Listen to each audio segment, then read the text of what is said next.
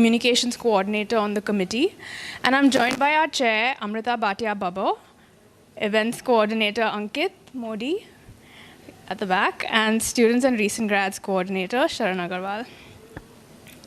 It's an interesting time to be talking about leadership.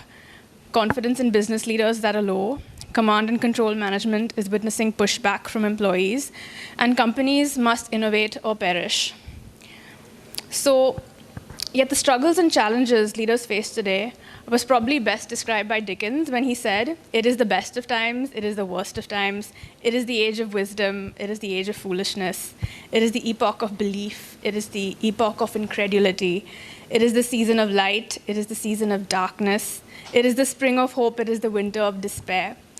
So it would be interesting to learn from you, what were the greatest tests that you faced, how did you handle them, and more importantly, what did you learn from them? And I hope we will be able to apply some of these lessons to our own context today.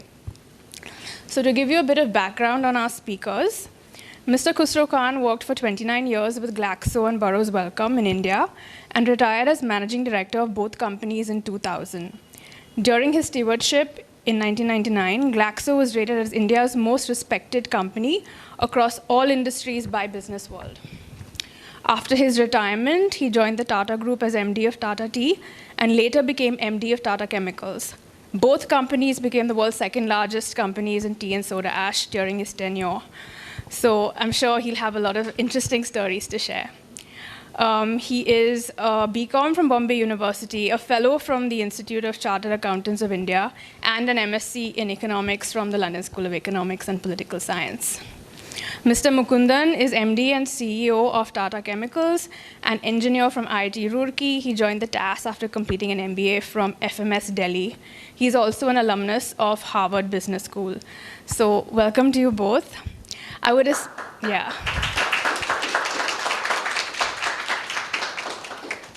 especially like to thank Dextrus for hosting us at this wonderful venue today.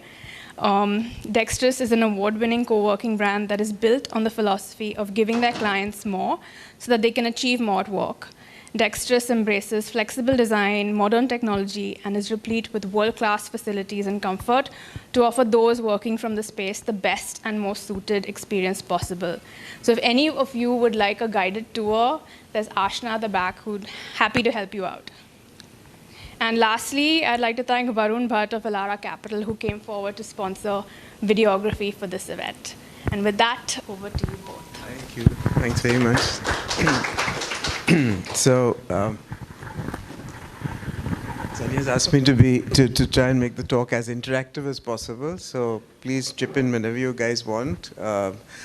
What I want to do is it's an anecdotal talk because it's like basically based on my experiences and what I've gone through and the lessons I've learned through some of the challenges I faced. But at the same time, you must remember these are challenges I faced God knows how many years ago because I finished LSE in 1968. I joined Glaxo in 1972 and then I worked with them for 29 years and then moved to the Tata Group. So I headed Glaxo for a few years, Tata Tea for a few years, and then Tata Chemicals for a few years. So it's based on a set of learnings over a period of time. But I guess some of these are timeless, and I hope you guys can gain from something, some of these stories. I think it's storytelling is really a great way of communicating knowledge. And I remember when we did knowledge management together, we were working on an initiative, and I had to go and tell a story in Gujarati in Mithapur, which was quite a challenge, but I managed it. I got somebody to write it out for me in English script, but I had to speak Gujarati because then they wouldn't understand what I was talking about. But it was good fun, and it's a great way to learn. So anyway, about the talk, as I said, anecdotal. 6 stories I've chosen. We'll do 3, then have a little break for a discussion on those 3 stories, and then go to the next 3 stories, and then again a discussion at the end. So thought I'd do it that way, structure it that way. Storytelling, of course, is a great way to learn, I feel. And I think one of the great things I felt always important was teaching. Teaching is the best way of learning because, if you have to teach for 10 minutes, you have to learn for about 10 hours. in order to prepare for the talk. So it's a fantastic way of learning and really understanding a subject, because only when you try to teach it, you realize how little you know about the subject. So I think I used to always encourage people to talk as much as they wanted, and talking. I must tell you about a funny story. In the old days, well before your time, before they had laptops and computers and all, we used to use plastic acetates for giving talks and put them on a slide box, and they got projected. And I used to sort of give lots of talks and stick them all into a folder and put it on my secretary's table saying, talks, file. So after some time, she said to me one day, Homi, you've got to stop talking. So like that, these things are piling up. She didn't have space to keep them. But that was life in those days. The first story I'm going to talk about is dealing with a union, a federation of medical representatives, which was quite a fierce union in the old days. It's a case I presented once at Wharton as well. It was quite appreciated because it sort of gave you insights on how to manage a crisis situation. Now let me give you a little background. The federation was started by a Bengali gentleman who was once the medical representative of Glaxo, and he got sacked. So he was determined to get his own back, and he started the federation really to get back at Glaxo. And I think his name is Gyan Majumdar. And his mission in life was to somehow or the other bring Glaxo to their knees by, breaking all the traditions we were following. Now, we had a very disciplined task force, a field force. So, I said this thing has to be tackled in a different way. I've got to really build a lot of people who will challenge the concepts of FMRAI, and I need multiple champions. I can't do it on my own. So I started with something which I said was like value-based. So let's go to the values we would like in our field force, and what we'd like our field force and how our company to perform. So it was using values for, as a strength. Now, I don't know, everyone has different ideas about values. I don't know what you guys feel, but do you sort of think value-based management is important today? Yeah. I mean, yeah, even today? Yeah, I thought it was a terrific concept because I was like, I was sort of in the days of Jack Welch, and like everything had to be done correctly, and didn't matter what results you produce, how you produce them was much more important than the results you produce. So I was groomed in that sort of philosophy, and I think around the mid-80s I realized, whether I liked it or not, I was going to move up to the top. So, I better start thinking about, what I'll do when I get to the top. And I started sort of reading things. And I remember to look forward to Jack Welch's annual reports. If you ever come across them, they're phenomenal, some of them. And every year there was a new theme. It was great to see how his mind was working. And, one of the themes was about, do it the right way or there's no place for you in the company. And he was tough about it. And I said, that's a good approach to take. So I first sort of tried to say, what is a value? Because I had to sort of tell people what I was trying to do. It's not a style, it's not a rule, it's not a compulsion, it's not an ideal state, but a preferred state. Let's put it that way. It's not something which has to be done, but it is something you'd prefer to do in a particular way. And it has to be a deeply held belief. It's got to be something which comes from within. Otherwise, it's just something written on the walls of a company which is meaningless. So it's got to be useful in a particular situation when you're facing a particular type of situation. So this is something I wrote about values at that time. I said a value to me is a deeply held shared belief. It's like a magical pull at a crossroad. And it's like basically if everyone in a company feels that way about it, everyone will take a certain path at that crossroad rather than each one doing his own thing. And it's got to be coming from within. It's not something which somebody tells you to do. You do it because you feel that's the way to go. So it's like almost automatic. As you come to a crossroad, intuitively you take the right path. So the only way to go is how I would describe a value. So now coming to the story. Glaxo had a field force which was one of the largest in the country at the time. We were number one in terms of market share in India for many years, from 1976 to Till the time I retired, 2000, we were number one market share. Of course, after SmithKline came in, the whole approach to marketing changed completely. But we believed in, low prices, one-stop shop for everything you need. So just walk into a shop and ask for a Glaxo product. So it was all over the shelves of chemists. It was a very respected field force, and one of the things which we were very respected for was the discipline we had in our field force. We were the guys who created, that you must do 10 doctor calls a day, 5 trade calls a day, whether you like it or not. No fixed hours of work. It takes up to midnight. You sit at midnight waiting for the doctor to see you, but you've got to finish your 10 calls a day and give us a report at the end of the day that you've done your 10 calls. Similarly, you walk into a chemist shop, you have to find out who's prescribing what, come back and sort of tell us, spot the right prescriber, stuff like that. So a huge number of disciplines were put on the field force. And of course, FMRA, a typical union, nothing doing. We want fixed hours of work. We only do so many calls in a day, and completely different approach. And they were determined to sort of, stop all this sort of discipline which we had in our system. So we had something what we call the performance culture in Glaxo. Like every rep knew that he had to sort of perform, and if he didn't perform, he didn't get his job, he didn't get his promotions, he didn't get his rewards. So it was a very sort of performance-driven culture. FMRA's mission was to capture the Glaxo field force. They said, we've got to break this company and get into the company. I came into marketing as an accountant, and it was a huge change in approach. Because all along, when you're working on your own in a service function, it's like what you perform, you're responsible for, and your own results matter to you. But when you get to a leadership position in a company where you have 7,000-8,000 field force reporting to you, you realize that how insignificant your own work is. It's really the results you get from the people who work for you, not stuff you're doing. So you just forget about what you're doing yourself and start thinking about what these guys are doing for you and how they can do it better for you. So huge style change of leadership. But when I joined and I saw what was happening in marketing, I described it as the Lucy style. I don't know if you guys, any of you are familiar with Charlie Brown? Yeah? Yeah?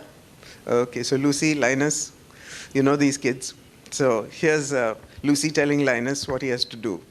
And she's given him a huge chore where he has to read up and mug a particular chapter and then repeat it on a certain occasion.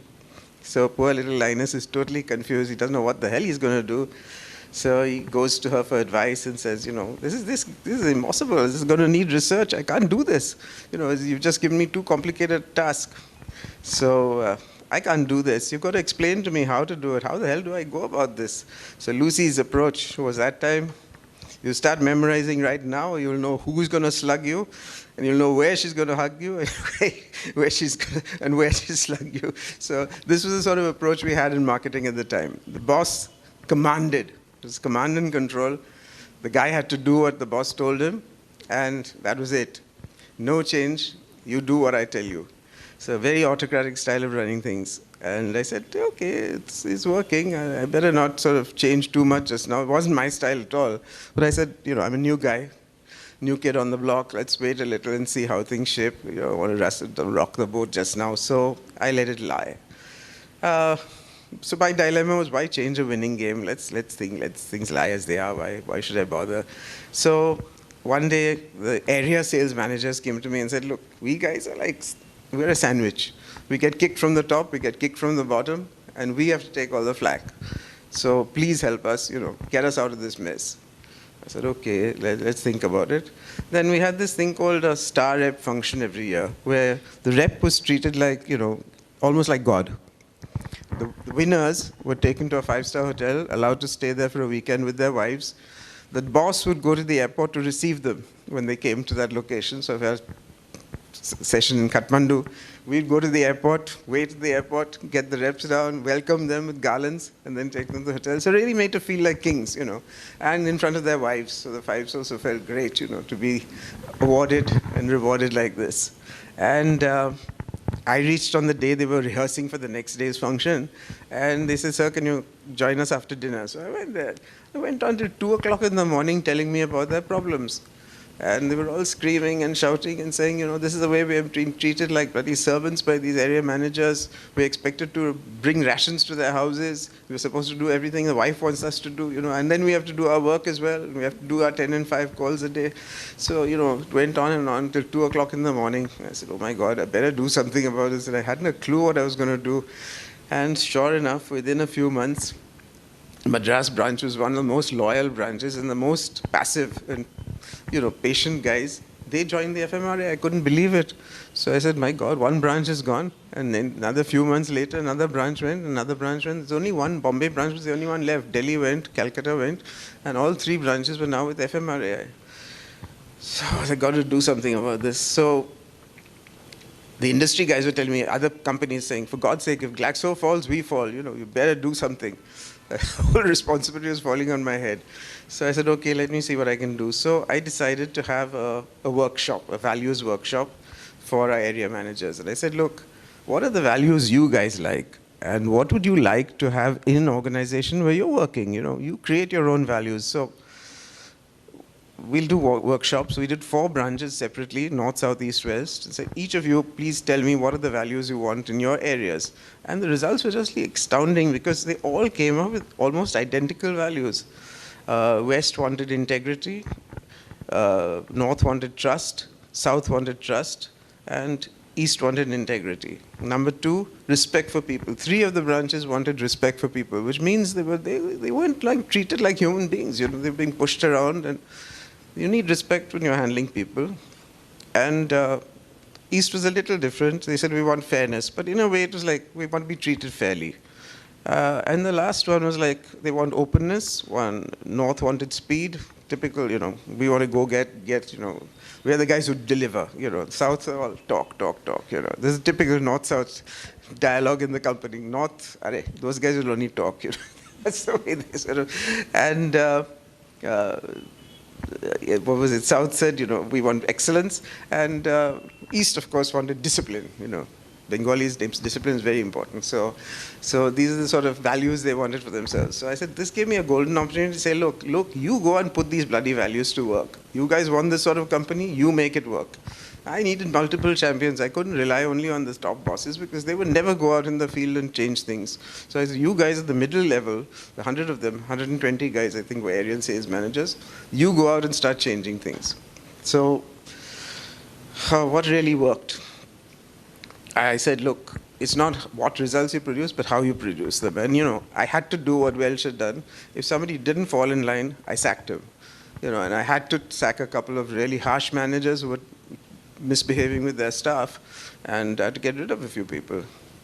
I also sort of said, it's important to listen to what the reps are saying, because that conference in Kathmandu really shook me. I said, I must sit with these guys. After sitting with them, I understood some of their problems. I said, we've got to change this. Can't work like this. So I started a grievance committee, and every quarter I would go and sit in the grievance committee with all the reps. And they had sort of little teams of 8 and 10 reps who would represent. Different guys would come every meeting, but they would tell me what their problems were, and we'd try and solve them on the spot. So that was like a safety valve. It sort of helped to break things up. And it took 3 years of hard work. But after those 3 years, all of them dropped the FMRA and came back to the company unions. So it was a very tough call, long duration, a lot of work.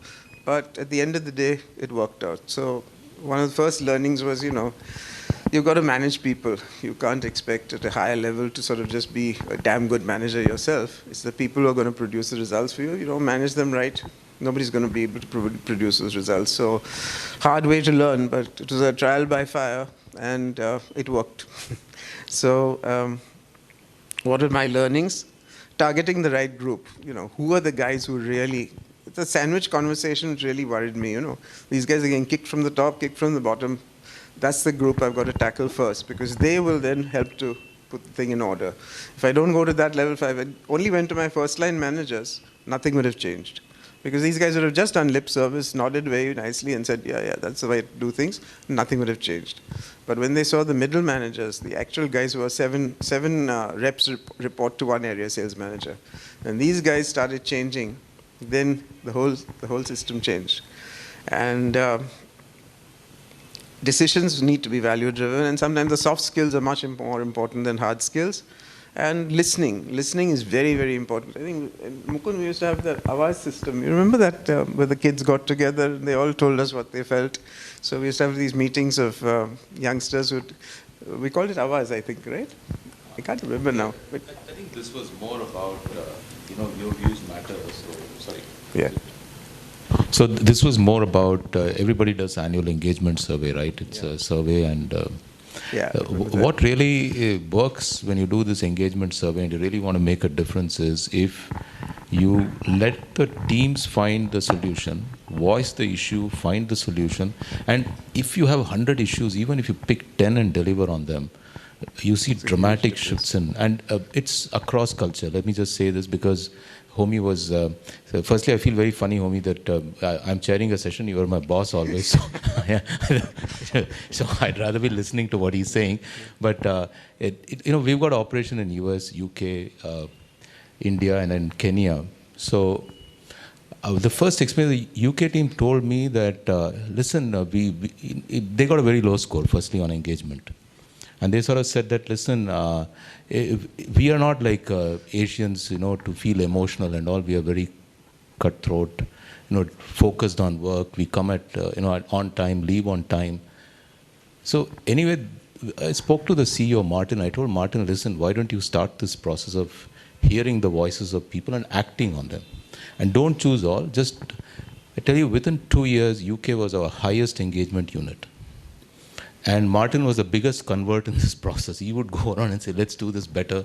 And then he would say, why only 10? Let's finish, let's address all of them. So I think the process Homi started in terms of listening to the teams. And not the immediate team. Really the team which is delivering is where the rubber hits the road, which is your sales team, which is your manufacturing team in the field, the youngest of them.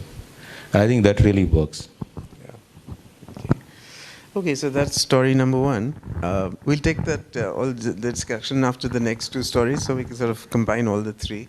The next one is like my next crisis in Glaxo days was managing a PR crisis. Now, I wasn't the MD at the time; I was the head of marketing, so I was sort of on the front line, but not really sort of handling the crisis, but certainly trying to do my best to get the company out of the problem. So the story is something like this. Somebody found very low-priced betnosol injections in the market. And said, where the hell can these sort of be sold at this price? It's ridiculous. And it was traced back to a slum in Dharavi. Absolutely perfect packs, labeled correctly, but the slum was in Dharavi, and that's the source of where these were coming from. So we looked at how the hell does this happen, and we found that somebody is actually taking slightly misshapen ampules. The ampules go through a machine with a whirled around, and if there's a little speck of glass stuck to the side, it gets thrown out automatically with the machine, or if it's slightly twisted, it will get thrown out with the machine. So a huge amount of rejects every day. About 14-15% of production is rejected every day, and that goes to the disposal yard for junking. Somebody is actually carrying away those misshapen and damaged ampules, and somebody is also putting labels into the disposal yard. So somebody had a ready-made system of taking the defective ampules. There was nothing wrong with the product. The product was perfectly okay. But the defective ampules were labeled outside and sold in cartons. Cartons were printed. I think cartons also were found in the disposal yard. So, somebody had started a business of, dealing with scrap dealers to put these things on the market. And of course, the moment we noticed, we stopped all this nonsense and said, all these ampules have to be destroyed, and let's not even put them in the disposal. We'll have a glass cracking unit in the factory itself and smash them up, and that's it. So all the reject ampules getting recycled are actually not sent to the yard any longer and scrapped right away in the factory. Everything was sorted out. We had a drug commissioner called Michael Pinto, who was very reasonable, and we explained the whole story to him. Once he knew that the thing had been sorted out, it's fine. But a new drug commissioner arrived, and he was a white knight. He wanted to show that he was making an example of a company. So you might have heard of this guy, Arun Bhatia. But wherever he went as municipal commissioner. Wherever he went, the first thing he did was raise houses, break down balconies. He was he wanted to show that he was a challenger. I think he's still on the net. He's running his own organization now. But he was one of these guys who wanted to make a position very clear that I'm against any form of anything going wrong and I'm going to fight it. So we unfortunately got him. And this guy used to leak every document he sent to us or we sent back to him would be leaked to the press the next morning. And then every morning we'd see headlines in the Times of India treating us like the worst company in the world, really demoralizing. People used to sort of say, my God, I don't like to read the paper this morning. What the hell are they going to say about us tomorrow? This sort of thing. And big mistake, the technical director was Englishman. Let's put an advertorial in the press. So he bought space, bought half a page in the Times and put out an advertorial saying it's all nonsense and we're completely compliant and there's nothing wrong with our production, this, that, and the other. Didn't make any difference at all. It really damaged our reputation. And surely we got a suspension notice that, a license has been cancelled. You have to close your factory for 15 days. It was a huge humiliation, One of the oldest pharma factories, Glaxo's Worley factory, had to be closed for 15 days.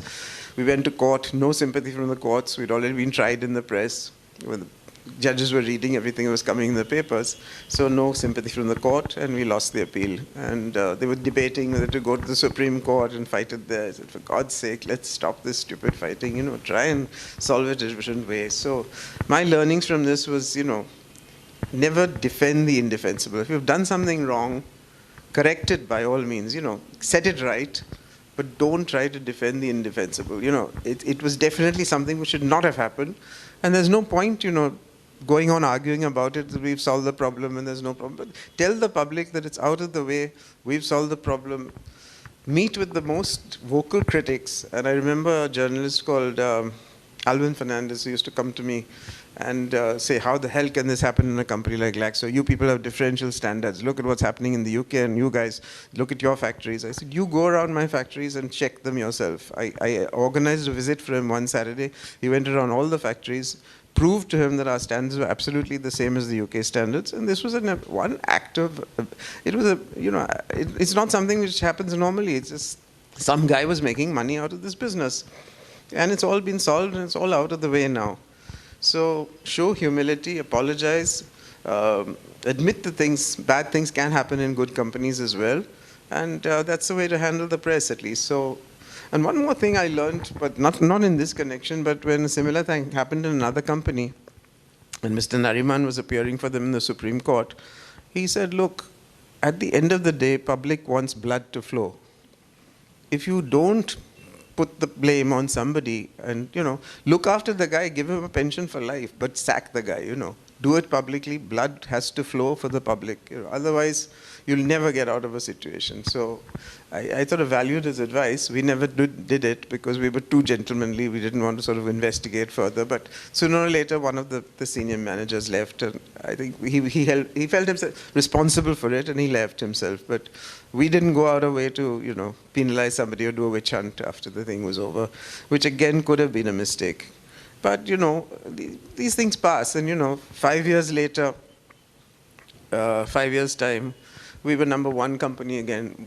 Business India gave us most respected company of India, which was really a huge, achievement at that time. And it's just in 5 years, the people changed their impression of a really horrible, useless company, lousy products, don't buy their products. All that changed. And, in 5 years' time, we were back on top. And so time is a good healer.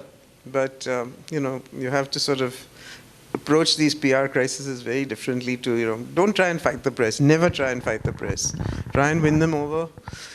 Be open with them. Communicate with them. I've sat outside on stools in consumer organizations, sitting, waiting for something like a peon. I'd be sitting outside waiting for the guy to see me.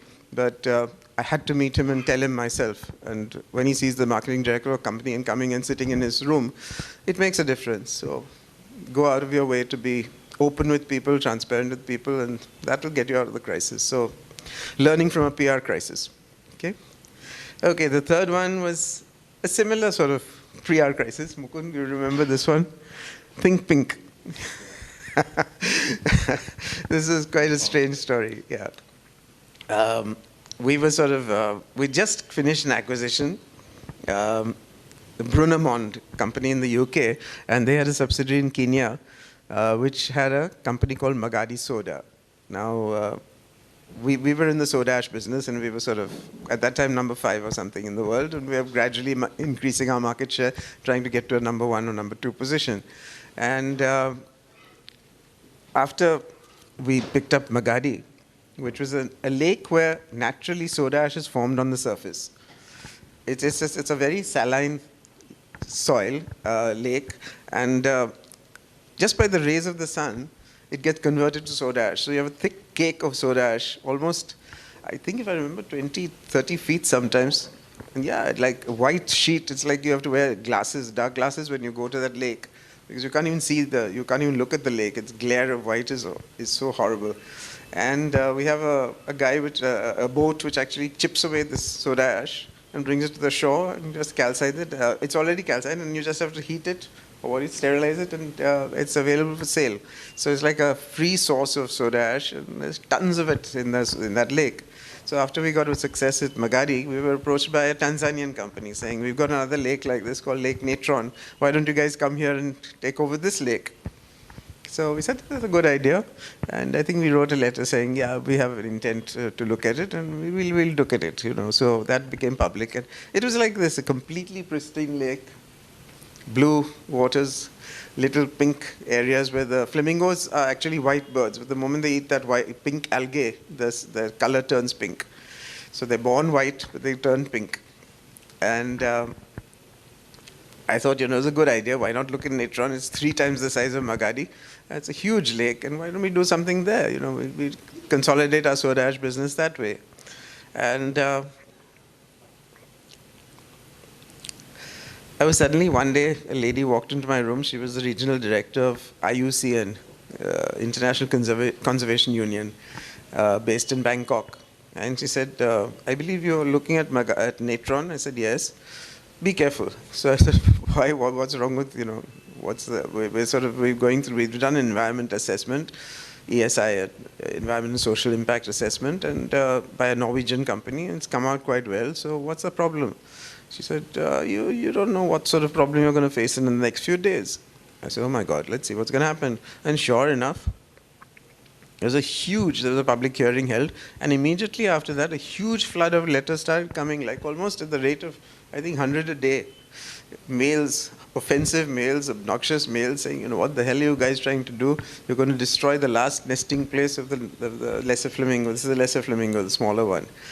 And we soon realized that, oh my God, what are we getting into?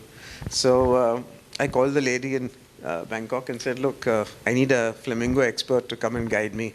So will you get hold of someone? So I think the guy called, what is it? Childress, Bruce Childress or something. Brooks Childress, yeah, he's passed away now. But he was a sort of global flamingo expert. And we said, get him across and let him guide us on what to do. And he said, look, are you prepared to do everything I tell you to do? I said, yes, of course we'll do it. We want to be it the right way. We don't want to sort of make a mess of the flamingo nesting areas. So will you give me a commitment, in public commitment? I said, yes, I'll put it on the website. And we'll say, we do exactly what you tell us to do. And we started responding to letters, telling them that we're doing this, we're doing that. I was getting letters from people like David Attenborough, letters from Prince Charles. What the hell are you guys doing? How can you get into a lake like Natron? God's sake. So dealing with environments, and as luck would have it, after I retired, I became president of BNHS. So I was sitting on the other side of the table after a few years. But at the end of the day, Kenya decided, political reasons, they wouldn't want to plant in Tanzania across the border. So they put out something called the precautionary principle. Once the precautionary principle put out is, we can't tell you why, but don't do it. That's the sort of no logic to it. It's a precautionary principle. This cannot be done. The environmental world says it's a precautionary principle. You can't do it. So finally, at the end of the day, called up by Mr. Tata and said, Homi, just get out of this, exit, but don't show that you're exiting under pressure. Just, quietly exit now and close this whole thing up. So it was hell of a learning experience. Like Mukundan and I were in the thick of it at that time. And my learnings again were proactiveness and speed of response, because you have to respond to these people. If you don't respond and neglect them, it gets even worse. Openness and willingness to listen to the experts. Never threaten. Like, you know, once I told a lady called Holly Dublin, who was one of the environmentalists in South Africa, and I said, Holly, if we don't come in and the Chinese come in, do you imagine what they'll do? They won't do a bloody thing. None of the precautions we're doing will be put in by them. Don't ever talk about the Chinese. It's your problem. She got so mad at me. He almost sort of broke off contact with me after that. So never threaten these guys. You've got to meet the deadliest opponents. Don't hesitate. Humility to accept defeat and exit gracefully. And one very good thing at the end of the day, I think Mukund put out that thing to BirdLife saying, look, why don't we focus and work together on ecotourism? It'll give you revenue. We don't have to damage the lake, and let it be an ecotourist spot. Because it's really a beautiful site. When I went there were no roads. You had to go cross country. No signs, nothing. You just drive through fields and, you know, over little mountain tops and, you know, get to this place. It was amazing. It was completely unspoiled. I don't know what Natron is like, but I heard about 5 years ago that again the Chinese were looking at it. So God knows what's going to happen to Natron.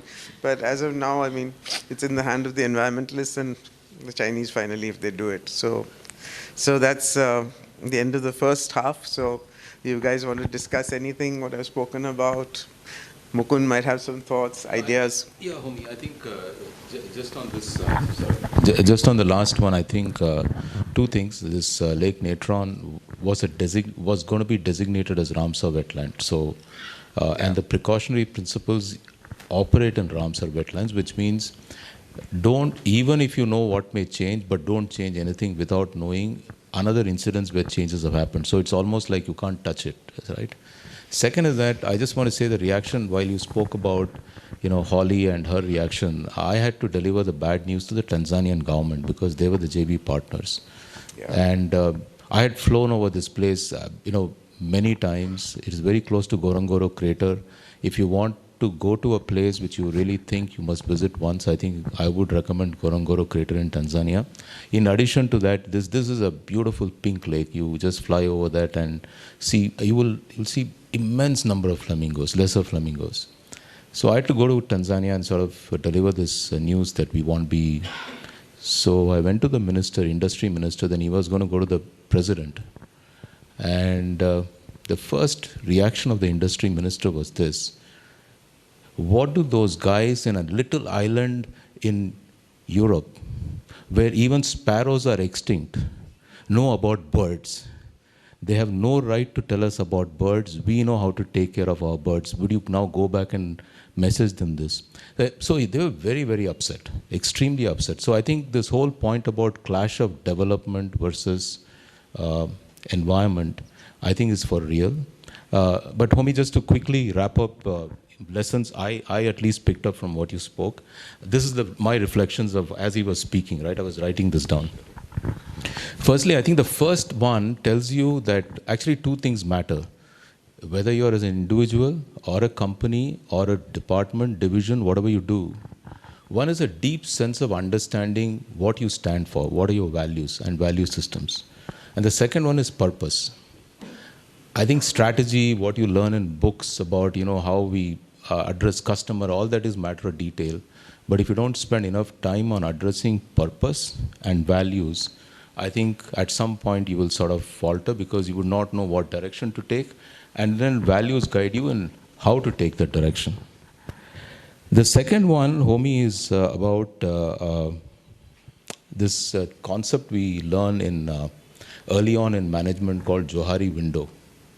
There are only two things you can do to sort of open up the dark space and expose the skeletons. One is to disclose. Second one is to seek feedback. They are two very powerful tools. Individually as well as a company, we should use as much of that tool, you know, getting customer feedback, getting employee feedback. As a person, getting a feedback from your friends, from your spouse, very important. You know, as you grow up, you'll figure out that your children are the best people to give you feedback as to where you are standing. So I think these are things, but I think these are very, very important. One more point which I want to say, this again came from your lawyer friend. You know, I just forget his name. We had gone to his office on another case. Homi, you introduced it. This is in that same near, in the stretch between Fountain and their office between Fountain and VT. And so he made a very specific statement reading our case, because this was, remember, we lost out on the RSIL bid. We had bid for Sochem company, and RSIL was asset reconstruction company. This company was asset. Yeah, yeah. And then after the bidding date was over, somebody bid higher than us. Okay. And RSIL decided to award the bid to someone who came after the bidding date, and we were up in arms saying, how can you, because we were the highest within the bidding date. Yeah. And his advice was very simple. He said, please be very clear in life and in law. If public good versus private grief, the law will always stand on the side of public good. It does not matter how much you grieve individually or as a company, how much harm it is causing you, law will take its course in terms of public good. And his point was that if public good is going to be with higher money being got for that company which is being put out on bid, I think it will go there even though you followed the process. And lastly, I think this point about the Lake Natron, I think there's a huge opportunity. I think we people underestimate the level of opportunity which lies ahead of us, and also a threat. And it is going to come faster than what we think it is coming at us, but we have a lot of time. So there's also benefit of time with us. One is sustainability. I think in everything you do, I think it is going to play a major role. And the second one, which I think you've seen the elements of that in ChatGPT already, is the whole digital data AI revolution. I think it's going to transform everything we do. So whatever work you're in, whatever field you do, I think about these two being major forces which will reshape the field. Nothing to do with leadership, but I think one part of leadership is to sense, I was doing this program with this BHP Bulletin CEO, marketing guy who became the CEO. At that time, he was a marketing guy. This is that program which we used to do with 4 other companies, which was BHP, with ABN AMRO Bank. That bank doesn't exist, Boeing. So this was kind of program which was designed amongst companies. And Tata is a great place for developing managers, right? They put you through these so many programs. It's like you attend program after program throughout your career. So I met this marketing guy, and he told me, the job of leadership is also like a surfer on a sea. And I'll remember visually, because this guy was marketing it, then became one of the most successful CEOs of the largest mining companies. And he said, my job is to watch for the next wave and get onto that wave and ride that wave as long as I can, and then get out of that wave without damaging myself so that I can take the next wave which is going to come. And he used to tell me, Mukund, if you want to really, really succeed in what you do, not only do what you do well, but also watch out for the next wave. So I think the 2-3 waves which are coming are sustainability and this whole digital revolution. Sorry, Homi, I had a very different reflection. I wanted to add to what you said. Yeah. No, I think today, of course, sustainability has become so important. I think, I don't even know if we'd even sort of talked to the Tanzanian government in today's situation. You would have probably sort of at the beginning only said, look, too dangerous, we won't touch this one. But at that time, it's a business opportunity, and a very good business opportunity. So we did go quite far on the route. And actually, Brooks Childress's advice was very sensible. He said, keep your factory 20 kilometers away from the lake shore, with an underground system of getting the soda ash into the factory, no lights around the periphery of the lake. These conditions were so, sensible and workable. But unfortunately, the precautionary principle came, and we had to abandon the project. But it's one of the things where you win some, you lose some. I would invite at least 5 questions at this point. I'm going to count minimum. Go ahead, please. Okay, right. Yeah. I think everyone can hear me, right? Yeah. So thank you for this lovely stories and the stories on leadership. Okay, so I want to actually ask that as a leader, there are many times I think, sir, you also mentioned that you had to go and say or deliver bad news, right? So how tough is it, and how would you deliver bad news as a leader? Want me to take that one? Yeah, I think I feel the sooner you get the bad news out of the way, the better. So I disclose as quickly as it makes sense to do so. How you disclose and how transparent you are is something which will get you credit as you go forward. And I don't think anyone sort of will fault you for bad news if it comes without complete shock and surprise. Prepare people for it, talk to them openly, be transparent. I don't see any problem with communicating bad news. And I think every manager should think about how you would handle bad news and how you tackle it. But certainly today's shareholders will be very, very unforgiving if you don't give them bad news in advance. Yeah. At least I can tell you, Homi is being, Homi is able to do this as a surgeon's life. In fact, he's a bottom in-house doctor, because any medical issue will sort of have these are the medicine issues. But he would be slitting somebody's throat with the person won't even know it's happening. So I think the issue is about respect the individual, focus on the act. Yeah. And he would always tell me, the individual has done something wrong, it's okay, but I think just focus on the act so that the person realizes. Yeah. And I think his point also used to be that we want this person to actually, in any other situation, grow up and grow beyond this, because also, Homi, I just want to say, he's a very human-centric person. By the way, I'm a little bit worse off in that category, because he would always worry about what would the family think, what would be the impact on child, and he would go through all the sequence himself. But then once he's made up his mind, he would never change anything. So, you shared all these wonderful gems. I'm just wondering, is there a book on the way? I haven't written it. I don't know. The Satyam one was not written by me, but anyway, it's one of the stories I'll tell you about. Anyway, yeah, so think about it. My question actually is, when you use the words autocratic leadership versus a people style, etc. And pardon me for saying, there was a time when the fax and the telex was really the most cutting-edge tools from your acetate days. With the dynamic, and Mr. Mukundan also mentioned about the next wave and all of that, isn't leadership style set in the circumstance that it works? In short, you can't be in a regimented formation with the people style and vice versa. In the present context and where things are heading, and the reason I spoke about the telex and the fax versus the way we shoot 40 pages through a scan in 10 seconds, which is completely different from what things used to be. Going forward, why do you think this leadership style, traditionally as we have known it, he spoke about the window concept, where do you think, what will work for most organizations, whether they're social, digital, or, manufacturing? What kind of thing will get the loosey way, get the work done? Where do you think that's heading? I think basically, to me, there's a difference between leadership and leadership style. So, style is something which ideally should be from within. You don't put on a style. It should be something which automatic or naturally comes to you. Otherwise, people will see that it's just a put-on act.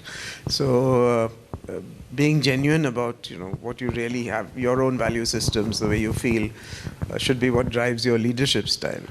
But leadership itself means going beyond a style and actually making sure you relate to people who work with you, and how you motivate them to produce results, how you communicate with them, how you talk to them, how you sort of get feedback from them. Like, I used to hate people who would be just yes men, I wanted people to challenge me. I wanted people who would be like barometers to tell me I'm doing something wrong. For God's sake, I don't want a yes man telling me, yes, very good, sir. So these are sort of differences between style and leadership. So, and where does the concept of culture, is that in front, or is that at the back, or culture, is it overarching? What is it? It is important, but at the end of the day, I suppose we had this experience where we bought an American company and a British company, and the cultures were so different. So the British would say, do everything on a chart, discipline. 100 days, magical 100 days, you must complete so-and-so, so-and-so, so-and-so, you know, integration must be completed in 100 days. When we talk to the Americans, say, what do you want 100 days for? We do it in 10 days. You know, that's the approach. So, you know, completely different cultural approach. When we brought the British guys to India, and they said, you know, how do you sort of manage our culture? The accountant, the very humorous guy, he put a slide up which said, the Indian style, which is ready, fire, aim. And our style is ready, aim, aim, aim, aim. Oh shucks, the bugger's gone. So, you know, so people know that there are differences in style, but at the same time, you know, I don't think it's that different. I mean, you manage different cultures. I don't, Mukund, you've dealt with so many cultures. No, Homi, you dealt with more cultures than I have, but always fascinating to hear what you said just now. See, one thing which Homi has not said, which he used to often tell us, leadership is actually, it refers to the team. So in fact, he did a metric of the entire team, was telling the story, which obviously he did it, and he has done so many things that I have to remind him now that you did this. So, so leadership is not a person, right? It's a team, and I think that is where the culture comes in, because culture is not one individual work, but culture is a set of individuals working in certain ways. And that has evolved over a period of time, and I think you need to just sort of go where management practices have come. Management practices have come observing the institutions which have evolved as large-scale institutions over a long period of time. Company as a concept is a hardly 200-year-old. Corporate structure where you have an incorporated company, the first French company was 250 years ago. This was not the way, the limited liability concept. It's a very, very recent concept. So when you just sort of say, where has it come from? It's come from mainly from armed forces, which are the first regimented, let's say, structured process to deliver. But look at where army is today. You look at the Azerbaijan war, and then you sort of look at what has really happened between Armenia and Azerbaijan. It was completely distributed guerrilla warfare with drones and modern technology winning over someone who was doing a structured war. Azerbaijan actually won that in about a matter of 10 hours. I mean, there's a struggle between Russia and Ukraine because both have been trained in the exact same way, but Ukrainians are now getting the benefit of a bit of the new way of doing. If you look at what our General Rawat was trying to do, trying to sort of the theaterization of the Indian armed forces, that's the next concept. So you will have multiple theaters. There's no, you know, you go to MAO, which is military headquarter of warfare. MAO doesn't have a concept in future because there are multiple MAOs which will exist. And so I think but the fundamental piece around this is, if people don't know what to do when they are not being watched, they will not do the right thing because they'll be under severe pressure. Imagine they have no one to call, they have to react. So that's why culture is important. Indoctrination of culture through stories. I mean, it's very important to keep telling stories because that tells you what to do in a time pressure. Second is building capability in the front line. Front line today is almost a generalist. See, we think general manager's role is almost disappearing today because every frontline worker is a general manager today because they're detecting issues, they're solving for issues, they're moving forward. And this has put a tremendous pressure on people. So, but you have to lead by example, right? So one of the things I would observe with all Tata leaders, not just Homi, but everybody, internally, actually most of them have zero pending emails. It's almost instantaneous, you get response from them. I can send a message to my chairman Chandra, I'm pretty sure in 2 minutes I'll get a response. But it's amazing that we've gone to that level. It doesn't matter who is sending the mail.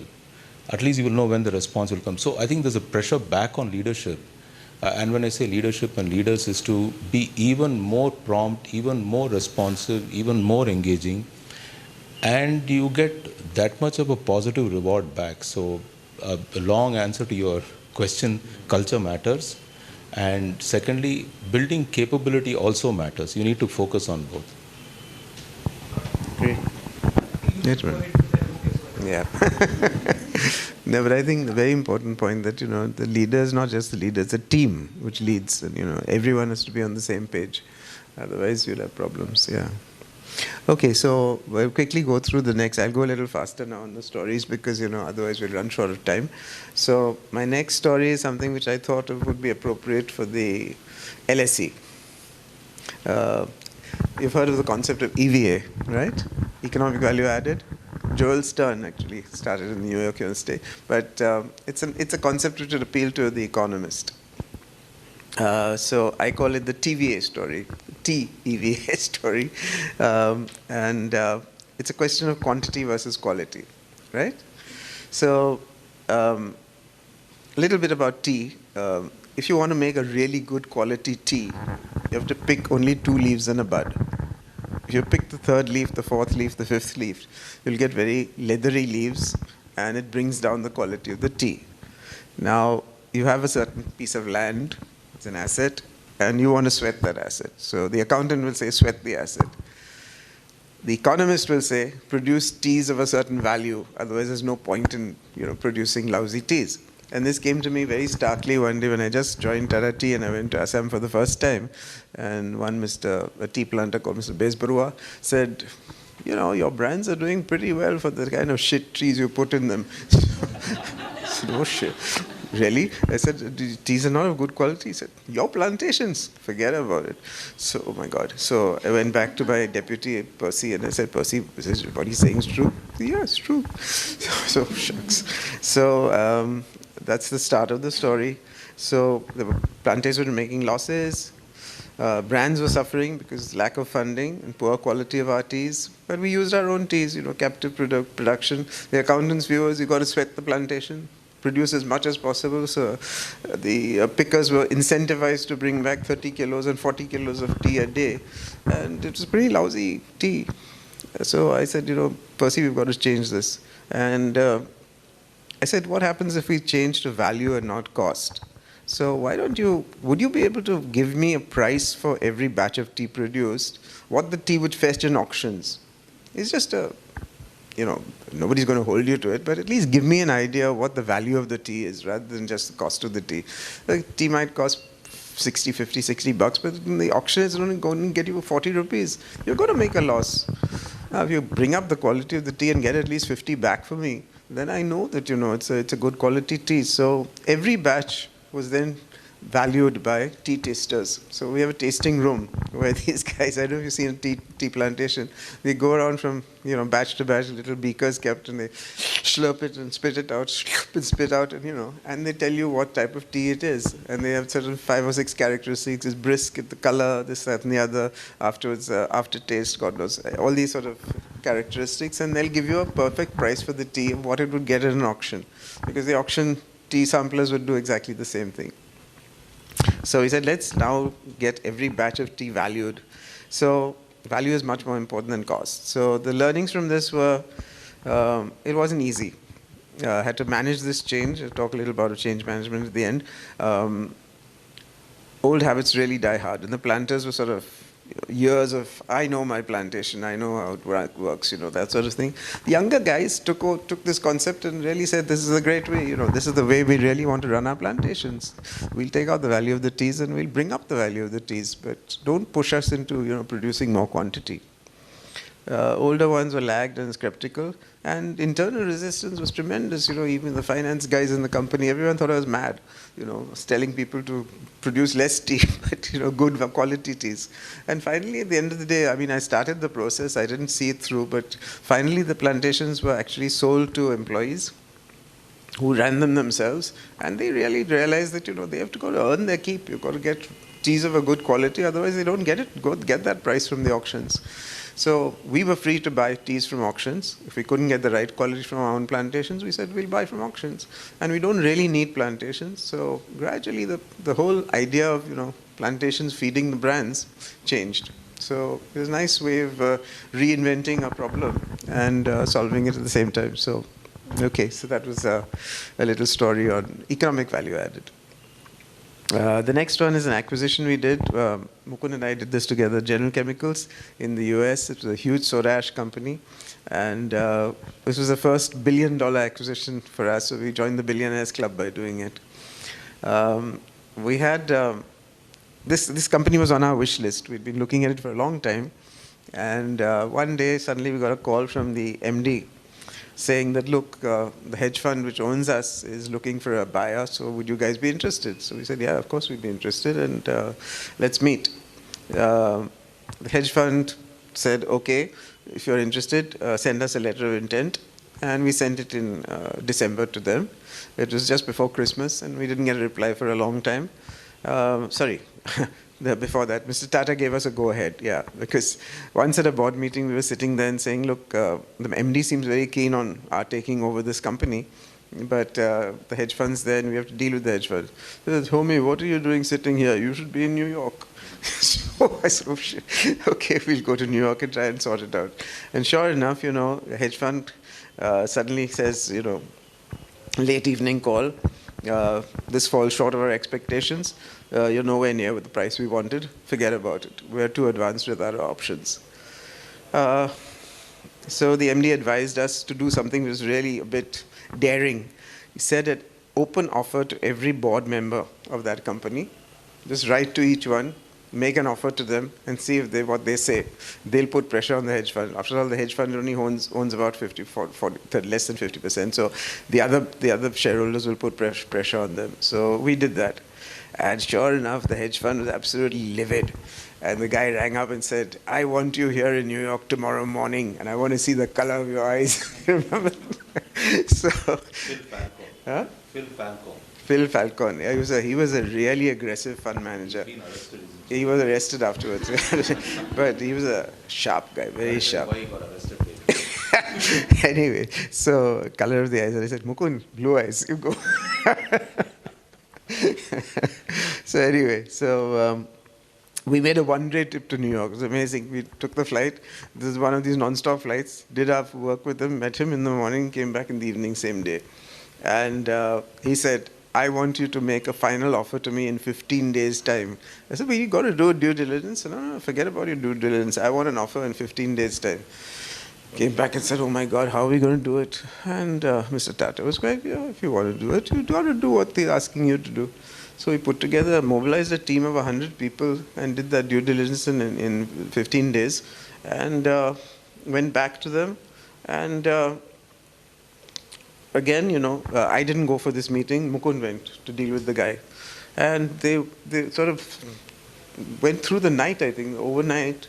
And early morning, Mukund disappointedly phones me and saying, didn't go through, Homi, I'm coming back. So I said, okay, yeah, forget about it, you come back. You won't believe it, the guy phoned him at the airport and said, we're taking your offer. So the patience and tenacity of Mukund. Huh? What did he, tell me exactly. So yeah. I'm sitting in this, so firstly the only time, at that time I flew Air India was with Homi. Homi's an Air India fan. I want to tell you. No, Homi's wife is an Air India employee. Okay, they're very big loyalist of Air India. So now I'm a convert because I do fly Air India. But at that time, so anyway, so this was a return flight, and I'd already gone there once and gone back again because this was a bit of a holiday time, and also I needed to go up and down. So the return flight was through Emirates. And I was sitting in the lounge, I get a call from this guy, Phil Falcone's deputy, I think Dan Dua, whatever his name was. He called me and says that, can you come back, can you cancel your flight and go tomorrow? I said, I'm not coming back. Then they said, listen, I think we've decided you're that close, you're about a certain number. I said, what is the number you have? Maybe 25, 30 or 50. I said, nothing doing, we are not paying a single penny more. And as far as I'm concerned, I've given recommendations, send the acceptance letter to my boss, Homi Khusrokhan, or I will anyway get to know from him when I land. I was actually getting through the gate, my phone was still on, and this guy was constantly ringing. Finally, out of, I just sort of picked up the phone after I sat in my seat. He says, please, can we hold you back here? I said, no way, going to hold back.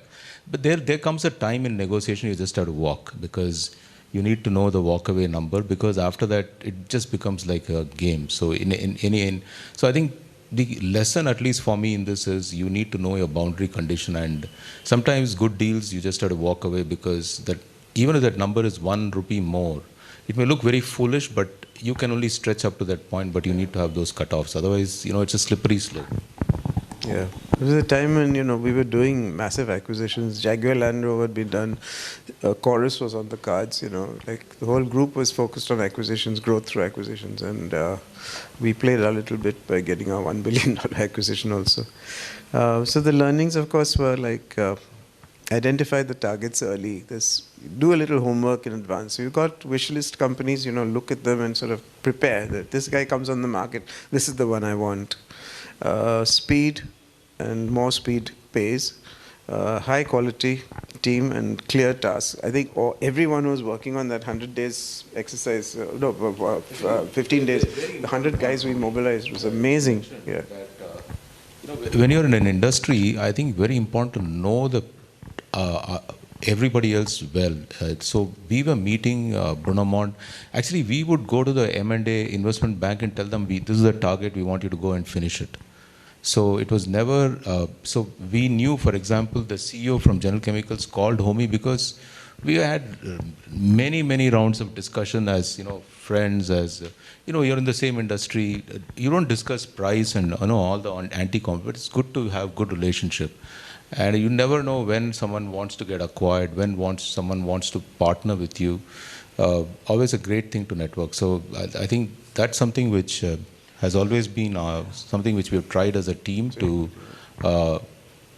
and be a good citizen, not just for customers and suppliers, but also for the ecosystem. Yeah, I think all the networking we got at the conference, attending conferences was really useful. Because you get to know people, you get to know people who are in different countries of the world, and interacting them tells you so much about the industry. So yeah, that pays. Our full board support and the backing we got from Mr. Tata was also amazing at that time. Without his giving his pat. He said, "Where will you find a company where the MD is asking you to join?" This is a God-given situation. Other lesson is, we are a group which is growing in size. So people have this view from outside that it's a large group which moves slow. Actually, I can tell you my experience completely opposite. For the right cause, this move groups immensely rapidly. So I think that's important. Speed is, I'm not saying we can't improve, we need to improve even more. But for the size of group and scale of decisions, the speed is absolutely immense. Yeah. And the ally on the inside, the MD being on our side made a huge difference. He was really telling us what to do. So it was like courage, brinkmanship, amazing negotiation he did in New York and came back. But, holding out till the last minute and saying nothing doing, I'm walking away, I think that did the trick. So finally we got the acquisition we wanted. Okay, my last story is about Satyam. I call hole in one, how we got the company back into shape. I had just retired and I was retiring. Yeah, I retired on, when was it? 15 December or something, and 16 December, Mr. Ramalinga Raju tried to merge his company Satyam with something called Maytas, which was an real estate company. And one director opposed that merger, Heminder Kothari. And he said, nothing doing. You can't bring a merger like this on the table without prior notice. We need facts and figures. We're not going to accept this. The moment that happened and he knew the game was up, he didn't have money to pay salaries to Satyam staff. So he had to come clean and apologize, put out his public apology. And 7th January, he put out his apology, shaking, earth-shaking revelation. I've been fudging the books now for the last 20 years, whatever. And these are not my real results. And I've been riding a tiger all these years. It's impossible to dismount. And I'm sorry about shareholders, but, this is it. So the government appointed, absolutely, Prime Minister himself, Manmohan Singh, was so disappointed with this. He said, we want a high-level team in place. We want everybody to sort of sort this thing out quickly. And,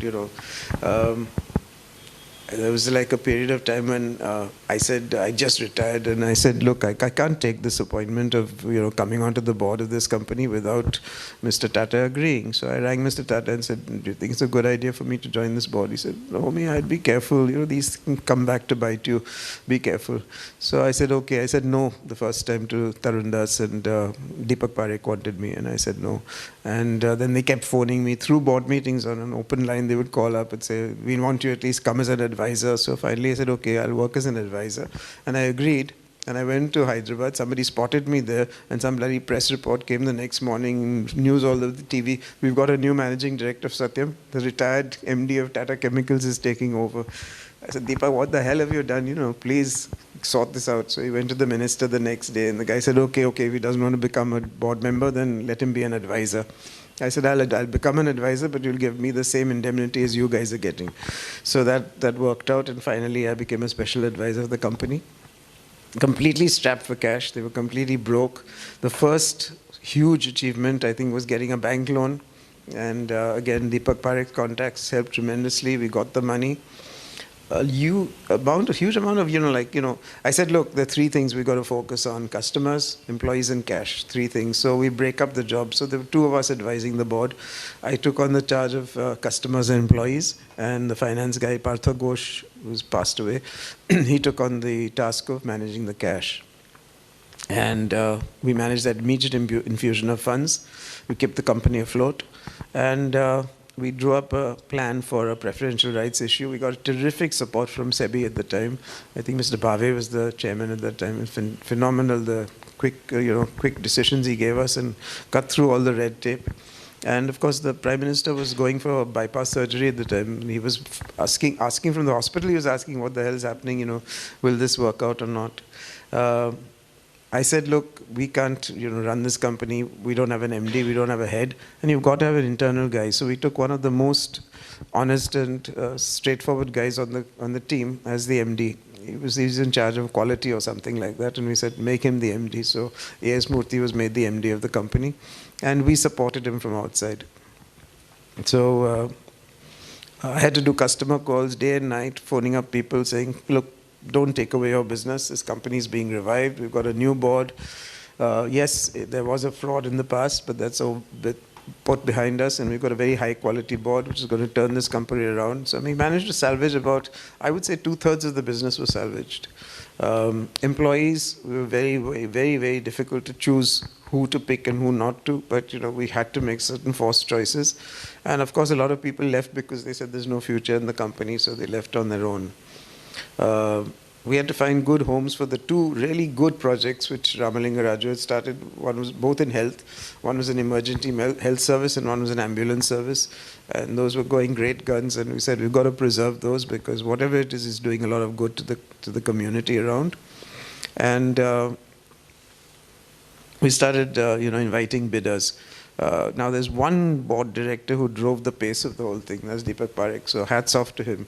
If he hadn't pushed the pace, I kept saying, Deepak, are you sure it's not going to become a fire sale? Because if it's sort of sold too fast, we just don't get any value for it. And we've got to come clean, tell people. And he said, no, we'll do it. But fix a deadline. We can't let this company go any further because it will be dead in a few months. If you don't do it now, the company will be finished. So he pushed the pace. We put out the bid process, got SEBI and government to help us. And he said, you've got to make the management presentation.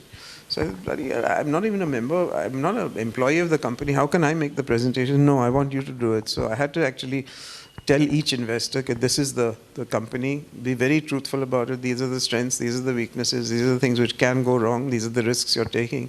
But finally, at the end of the day, after those presentations are done, 4 bidders came forward. Finally, at the end of the day, one withdrew, Cognizant, which I was disappointed because I thought Cognizant would be a damn good fit for this company. But it was a straight, the bid was opened and finished in 15 minutes. Chief Justice Burroughs was asked to open the bids. And L&T was the second bidder. They were nowhere near the first bidder, which was Tech Mahindra. And the company went to Tech Mahindra, and we closed out the deal in 100 days. And again, the learnings from this was, we said at the beginning of the whole exercise that we will not waste even a minute's time on witch hunting and finding out who were the dishonest guys and who were the straight guys. That's not our job. Let the FBI, the CBI or whatever do their investigations. We had an enormous forensic team. We had, I think, one of the biggest BSR KPMG. They had 2 warehouses. They took every computer from the company. They were checking each hard disk of each computer for deletions, because apparently you can go back to 3 deletions and still salvage information which is on the hard disk. So they were doing that and trying to find out, and they discovered that there were clearly 2 sets of books. One was kept on, could you believe it, Satyam was keeping its accounts on Tally.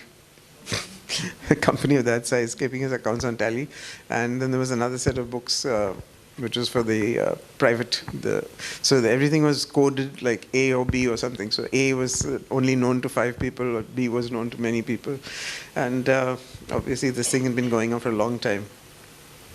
The board was fiercely independent. We made it very clear to the government that, no one's going to be sort of cowed down by what government wants. We will do our own thing, and only on that basis we'll work. We had to take very tough calls about people. We drew up a master plan, financial and legal. 3 to 4 bidders we said would be essential before we can open up the thing, and absolutely transparent with the management presentation, so that everyone was told exactly where the strengths, weaknesses, and the weaknesses were, and what can go wrong. And we focused on customers first and then employees.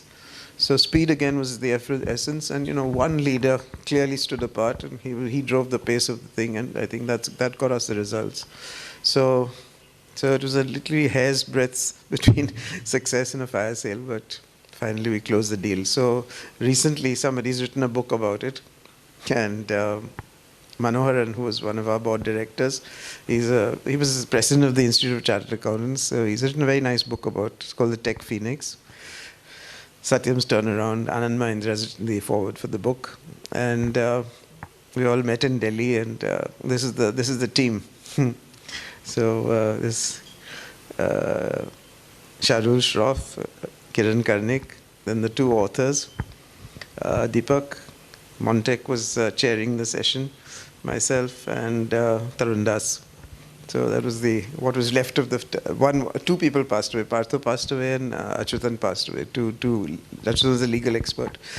So it was nice. 13 years later, we had a reunion when the book was launched. It was nice to get everybody together again. So end of story. And okay, one last learning before we get into discussions.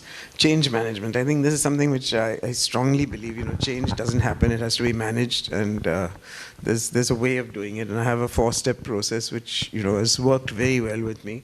The first is never start a change process without first creating a widespread awareness of why you want change. Because a lot of people just don't want change. They're very comfortable with the status quo.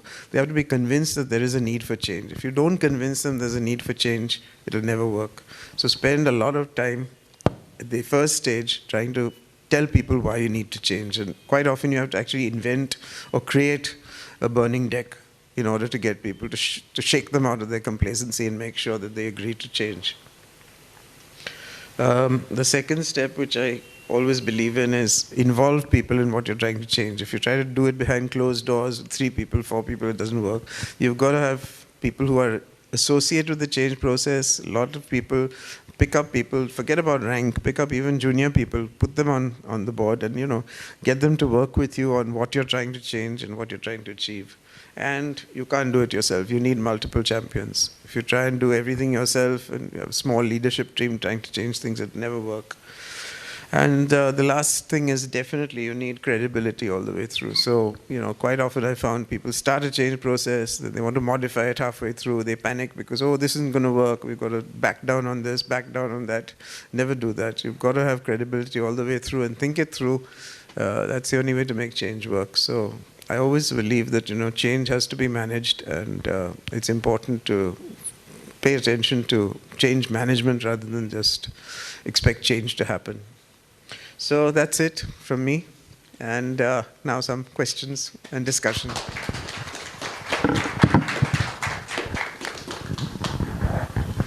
Yeah. You spoke about creating value, or it sounded like you were saying go to a higher margin product. What if I'm in a manufacturing setup where I work by volume, and my key to success is my value is created when I can produce and sell in volume. Yeah. I'm just saying that, sometimes value is more important than cost because, you may bring down your cost by producing, churning more out of the factory. But if you can go to a more value-added product, a higher product, with more features, then, why not think of that? No, but that's ideal thinking. The ideal but way if I'm in a business where, I'm making these widgets or whatever. But if you look at Joel Stern's book, you'll find, his principles of economic value added, you'll get an idea of, how he sort of builds up value as the important thing and not just focus on costs. So it's something which I guess you'll have to think out for yourself. It depends on what industry and in what business you're in. But in the long run, I mean, we guys, the economists, have all been trained on value. So, if we sort of think value more than cost, it makes sense. Decisions taken on value make more sense than on cost. Yeah. Sure. And also just... May I add a point? Sure. Sorry. See, I have a view which is slightly contrary, by the way. I actually say that irrespective of what value you chase, you got to be lowest cost. You have to constantly worry about cost because you have to be paranoid. Because when you're doing well, the cost builds up. Cost of production. Everything, total delivered cost. What does it take you to deliver, let's say, a product or a service to a customer? There's a total cost. It starts from a service being thought through, designed, right up to the point of delivery. So put all the costs together.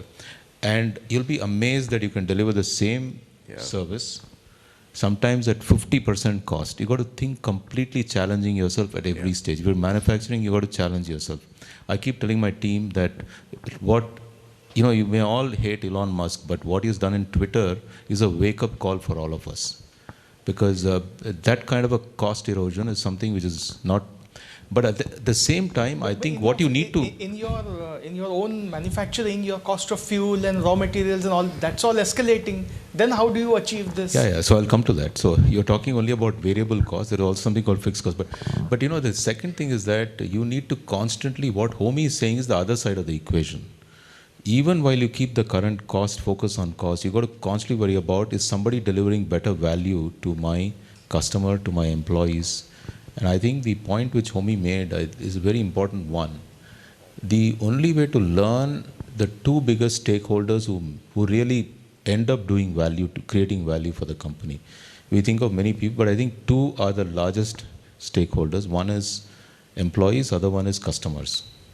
So you have to start to, as leaders, some of us have to live one day as an employee. You just have to sit with HR and ask HR, can you walk me through a process of what does it take from the time we have an opening, the interview process, what you went through, and also somebody who joins recently, what was your experience of what you went through with our company? You will get feedback, tremendous feedback. At least one of my learning was being prompt in telling what was the outcome is valued by any employee who wants to join. So these are things which you miss out. Sometimes you don't get back to them for days, for months, even if they're not joining. They're joining whatever it is. Same way, you've got to go back and check with your sales team, have you lived a day like your customer? And also almost have the journey of the customer in real time, because that will enable you to focus on what things really matter to them and enhance that.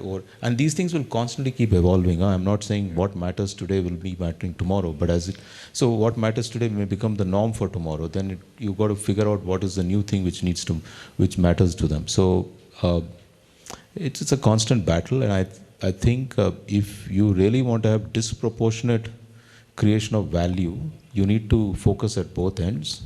It looks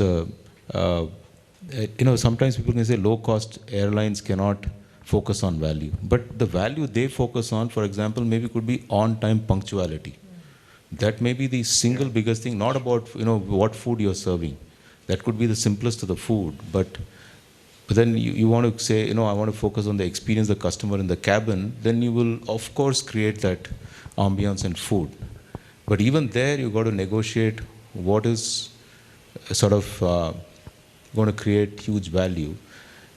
I'm pretty sure, let's say, the Indian dal rice, I'm nothing against it, a platter, versus a French cuisine which is presented with very limited amount on the plate.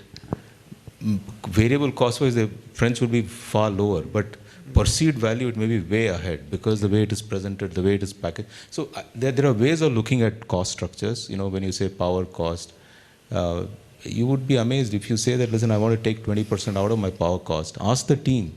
They'll give you 20 suggestions what to do. We have done this, and I think again and again we are amazed at how the teams discover after every exercise to keep cutting costs.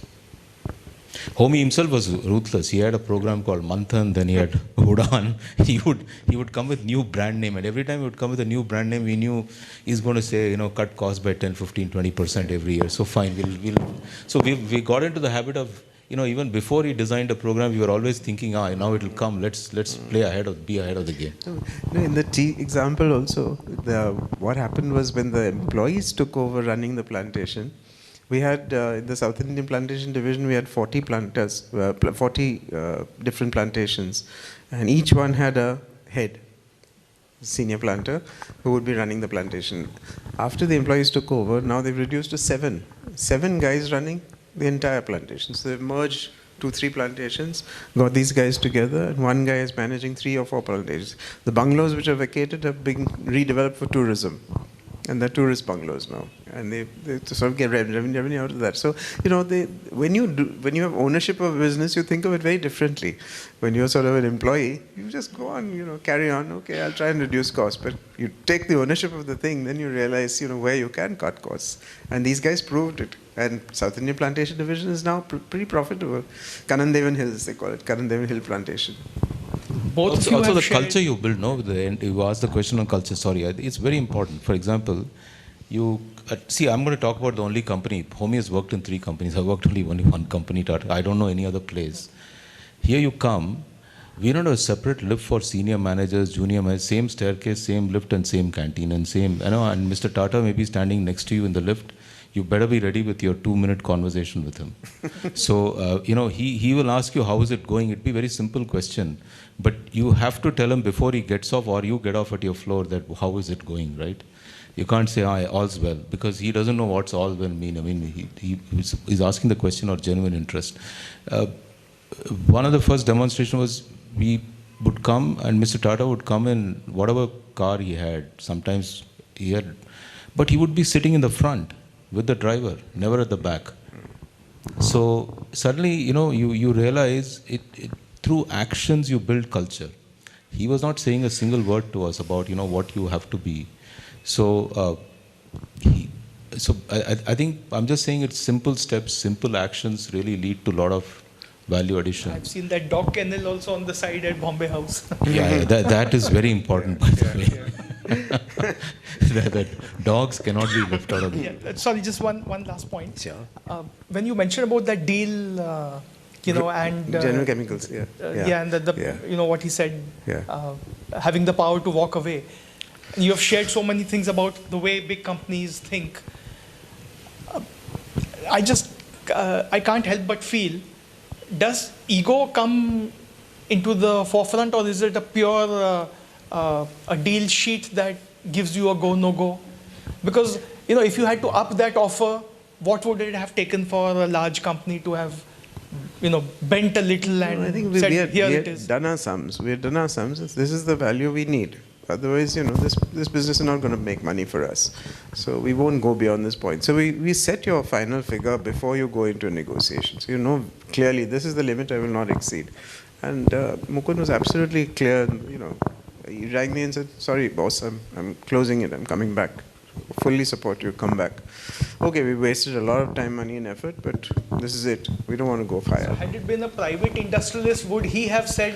No, not at all. Let me tell you. So I think I remember the case very distinctly because my number initially when Homi asked me to work out was, I think, 20% lower than finally what we paid. The starting number. So effectively, I think the board did give a huge leeway to us. In fact, much higher than what we paid as a leeway to settle the deal.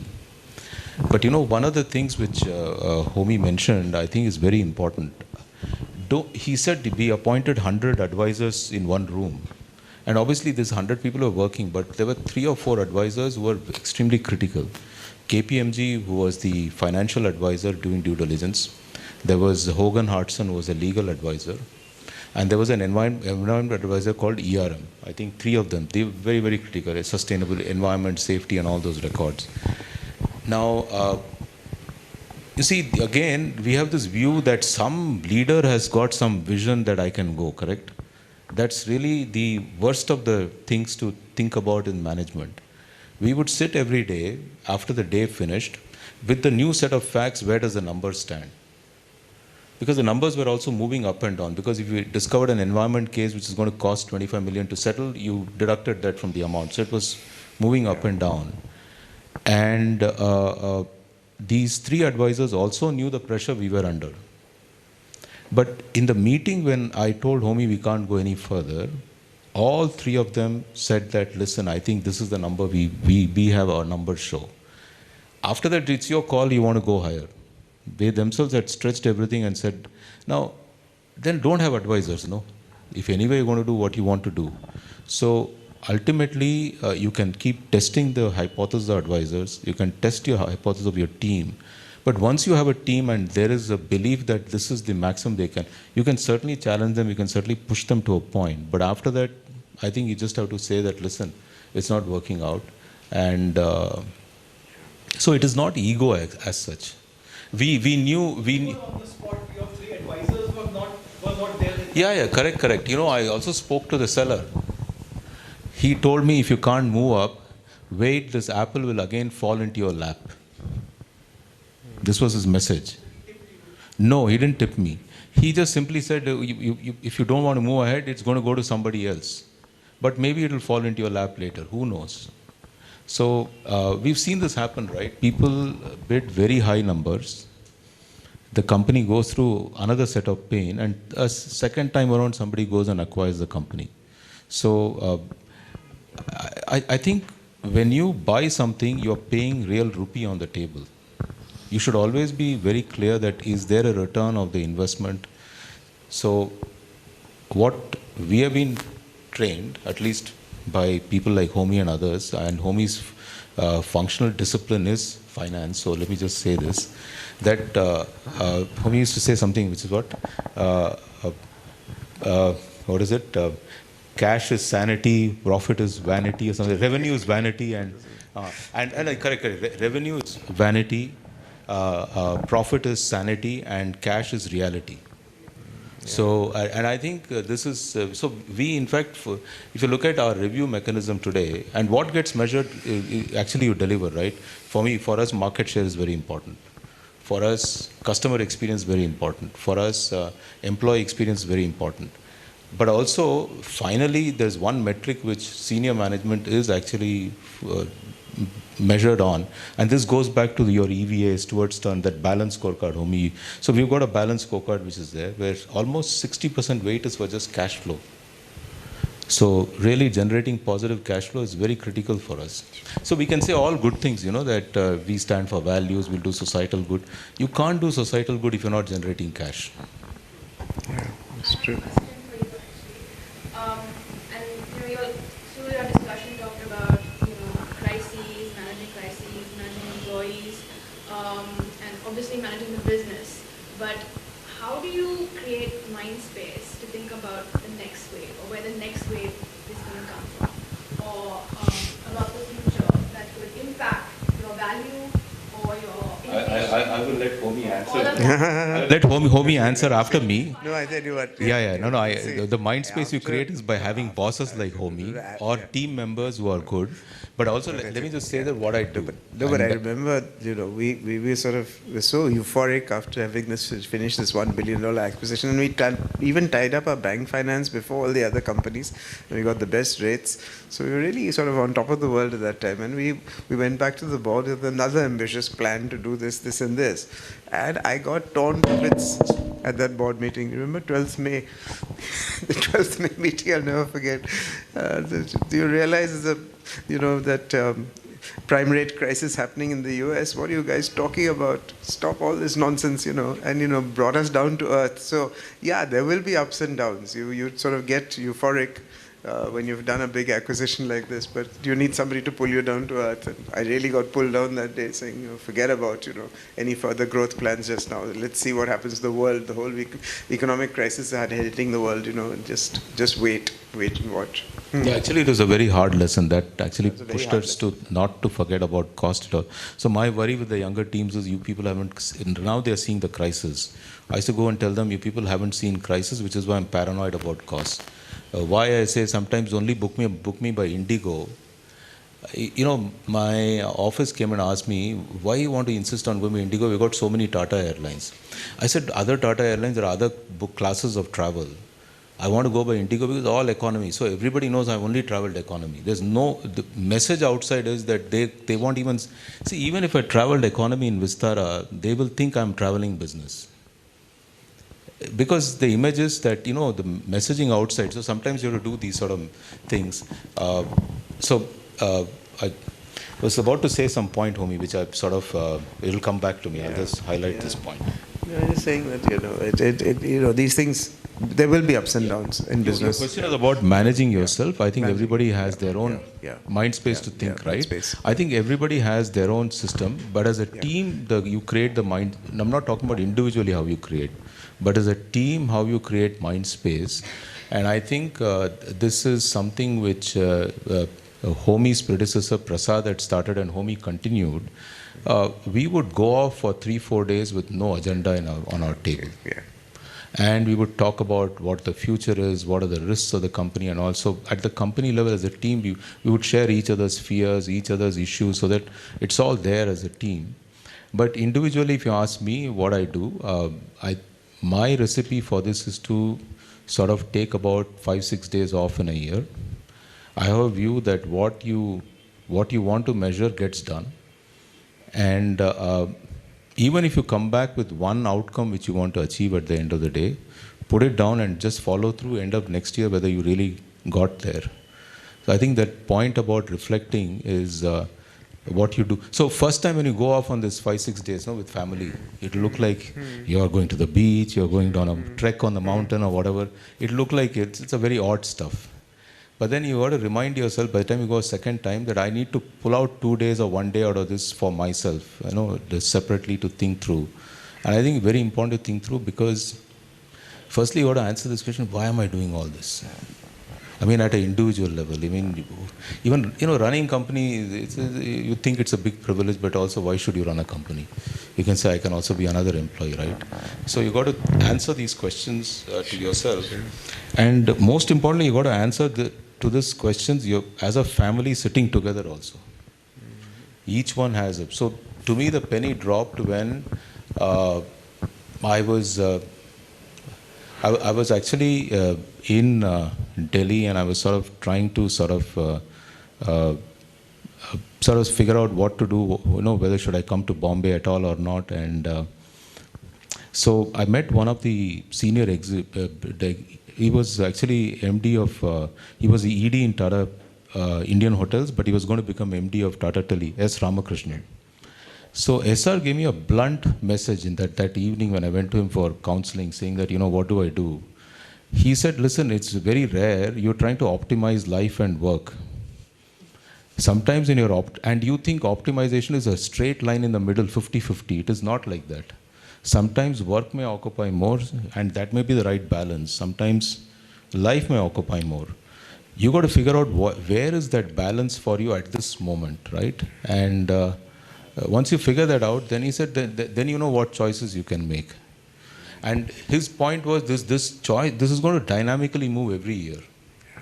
Don't think of the balance as 50% I will do 50%. He said, never is like that. Sometimes it could be 100% work. Right. And you just have to erase. So some of these. But ideally, I think one should take time off, because if you don't take time off to reflect, more importantly, as a team, you should reflect. Have fun and reflect. With Homi, it always used to be fun. Yeah, having fun. We had a fun.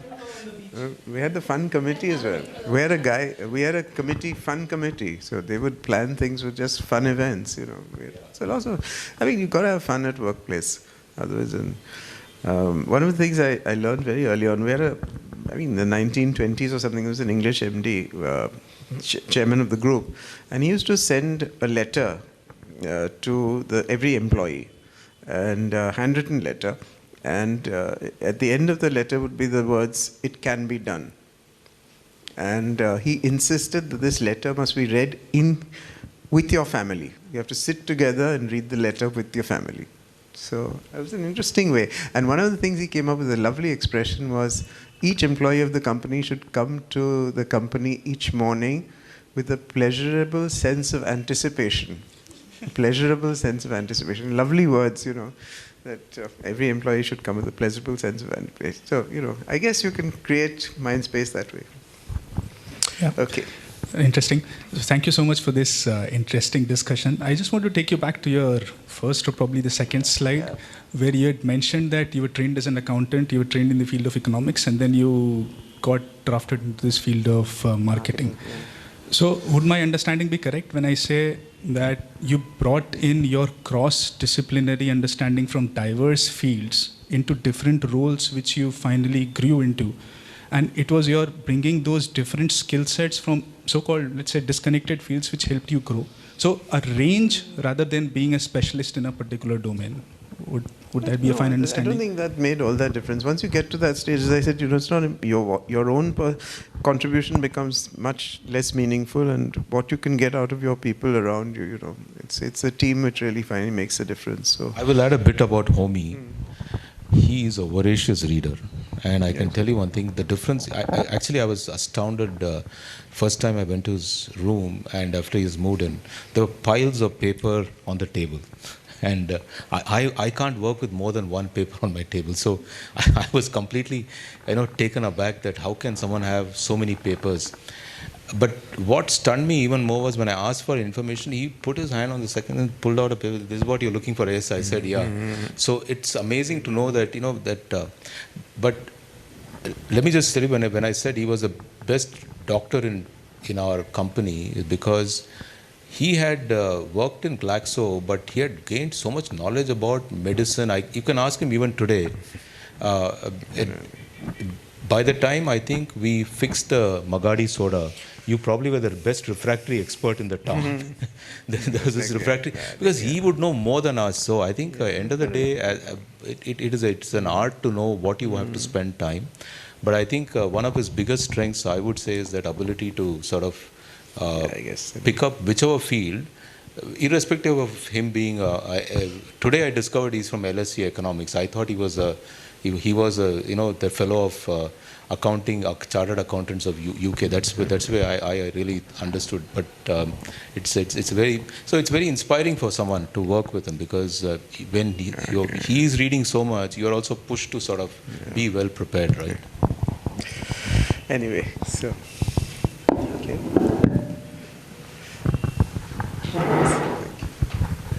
I'd like to thank all of you for coming for this talk, which I think was really, really insightful and interesting. I think the topic, lessons in leadership, was a bit misleading in a way, because it could have sounded a bit dry, but it was anything but. I think we really learned a lot of stuff from these stories, which came back to us in the most human way. And I really thank both you, Mr. Khusrokhan, Mr. Mukundan, and the rest of you on behalf of the LSE alumni group. Thank you all for coming. And thank you to Dextrus, this wonderful space that we're in.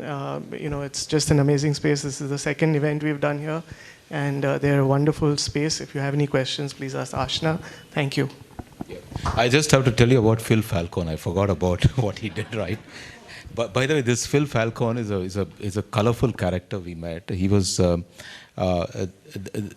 these are distressed asset funds. These are vulture eaters. They go to companies which are dying, and they would pick them up and put them to pieces. That's the character you're talking about. He was the biggest distressed asset fund manager in Wall Street. And Homi, I don't know whether you remember, we walked in. This guy had 2 buttons open, and there was a gold chain with a pendant. And while he told Homi, show me the color of money, what I remember of the meeting, see, you're also sitting and hearing, and you sort of images flash through, and you just sort of remember a few. I remember telling us, you know who this is, this Ganesha, the god, I love him. Huh? Yeah. So it was a bit of a stunning moment for me that someone who is so different from us actually sort of follows Ganesha. And why this guy got caught out was very simple. He did something extremely, very smart guy, by the way. He decided, and he was telling us also, future is not in natural assets, but in virtual assets which we can't even touch and feel. I didn't understand what he meant, because I met him a couple of times.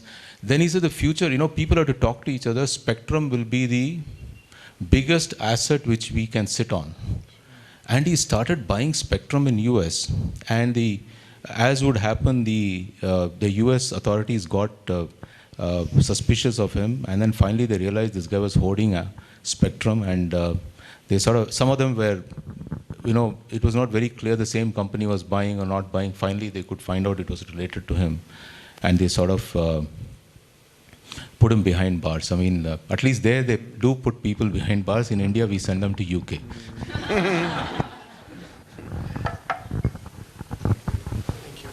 Thanks very much. Thanks, everybody.